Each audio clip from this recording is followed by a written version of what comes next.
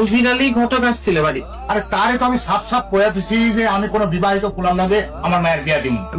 না, ঘটক বলতেছিল যে ওই ছেলে তো আগের বউর সাথে কোনো মেলামেশা নাই, কোনো যোগাযোগও নাই, সেই জন্য ঢাকায় আসছে আর একটা বিয়ে করতে। আরে তার সাথে মেলামেশা থাক আর না থাক, সে তো বিবাহিত। আমি তো আমার মায়ের লগে বিবাহিত কুলার বিয়া দিব না। আপনি আমার কথাটা একটু ঠান্ডা মাথায় শুনেন না। তুমি যখন কইতে চাইতেছো কি কইবা কও দেখি।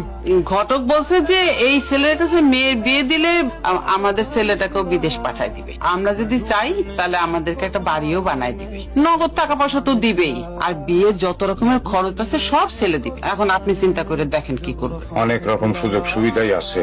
আপনারও বয়স হয়েছে, ছেলেটাকেও কোনো কাজে কর্মে লাগাতে পারতেছি না, মেয়ের বিয়ে দিতে গেলেও তো অনেক টাকা পয়সার দরকার। তাই বলছিলাম যে সব সময় তো আর এরকম সুযোগ আসে না, এই সুযোগ হাতছাড়া করা ঠিক হবে না। আরে সেই ব্যাপারটা আমার উপরে ছেড়ে দেন না, মেয়েরে যেভাবে পারি আমি রাজি করাবো, সেটা নিয়ে আপনি চিন্তা করবেন।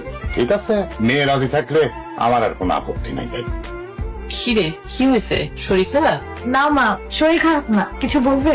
তোর বাবার তো বয়স হয়েছে, সেরকম সামর্থ্য নাই যে তোর একটা ভালো জায়গায় বিয়ে দিবে। তাছাড়া তোর ভাইটারও চাকরি বাকরি হইতেছে না, সংসারে কেমন জানি টানাপোড়েন চলতেছে। আচ্ছা মা, কি বলতে পারছো ঠিক করে বলো তো। তোর বাবা আর আমরা তোর জন্য একটা পাত্র দেখছি, ছেলেটা লন্ডন থেকে আসছে, সে বলেছে তোর ভাইরেও বিদেশ পাঠাই দিবে। আমি জানি মা, উদয় ঘটকের কাছ থেকে আমি সবকিছুই শুনেছি, কিন্তু আমার পক্ষে বিয়ে করা সম্ভব না।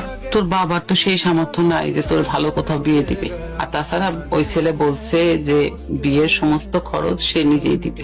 ছেলেটাও বিদেশ যাবে, তুইও লন্ডন চলে যাবি, আমি তো অন্তত পক্ষে শান্তিতে মরতে পারবো। তুই আর না করিস না মা। মা, লোকটা না হয় বয়স বেশি, সেটা না হয় মেনে দাও, কিন্তু লোকটা তো বউ বাচ্চা আছে। তুমি বলো মা, আমি কিভাবে সতীনের ঘর করব?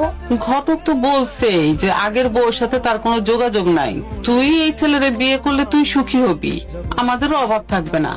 মারে, তুই আর না করিস না, অন্তত পক্ষে পরিবারের কথা চিন্তা করে হইলেও রাজি হয়ে যা। মা, পরিবারের কথা চিন্তা করে কি আমি আমার নিজের জীবনটাকে নষ্ট করব? জীবন নষ্ট হবে কেন? আরে বিয়েটা হয়ে গেলে তুই তো সুখে থাকবি, লন্ডনে চলে যাবি, আমাদেরও কোনো অভাব থাকবে না। মানুষ সুখে থাকার জন্য কত কিছু করতেছে, এইটুকু করতে পারবি না? কিন্তু মা, আমি তো তন্ময়কে ভালোবাসি, তন্ময় আমাকে অনেক ভালোবাসে, আর তন্ময় আমাকে কথা দিচ্ছে ও একটা চাকরি বা ব্যবসা করলেই বাড়িতে এসে বিয়ের প্রস্তাব দিবে। মা প্লিজ তুমি রাজি হয়ে যাও মা। কি, তুই তন্ময়রে ভালোবাসিস?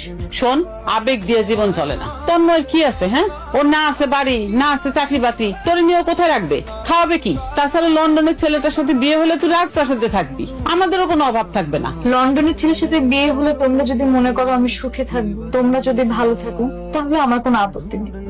আমার লক্ষ্মী মা, আমি জানতাম তুই রাজি হবি। ঠিক আছে মা, তাহলে তোর বাবার কাছে বলি ঘটকের খবর দিতে। তুই এখন কমা।